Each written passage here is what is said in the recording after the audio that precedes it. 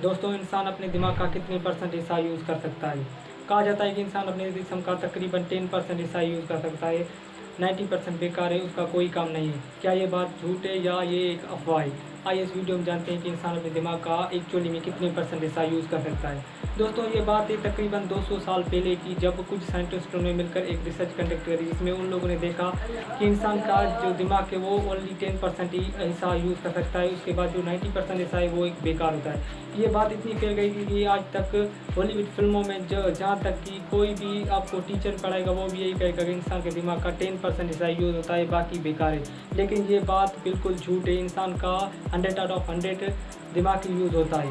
ये नहीं कह रहा कि आप अपने दिमाग का एक ही साथ सारे इससे कनेक्ट कर सकते हो। एग्जांपल, अगर आप स्टडी कर रहे हैं तो आपका कोई दूसरा दिमाग का एक्टिवेट हिस्सा हो जाता है। अगर आप खा रहे हो तो आपके दिमाग का कोई और हिस्सा एक्टिवेट हो जाता है। उसके बाद अगर आप चल रहे हो, घूम रहे हो, फिर रहे हो तो उससे अलग हिस्से एक्टिवेट होते हैं। ये बायोलॉजी का टॉपिक हम डीप में नहीं जाएंगे, लेकिन आप ये समझ सकते हो कि इंसान के मुख्तलिफ चीज़ों से मुख्तलिफ हिस्से कनेक्ट होते हैं। उसके बाद कई सारी रिसर्च कंडक्ट करेंगे, उसमें भी यही बताया गया कि इंसान अपने दिमाग का 100 आउट ऑफ 100 ही कर सकता है। तो उम्मीद है कि आपके सारे डाउट क्लियर हो गए होंगे ब्रेन के हिसाब से। मिलते हैं अगली वीडियो में। Thanks for watching.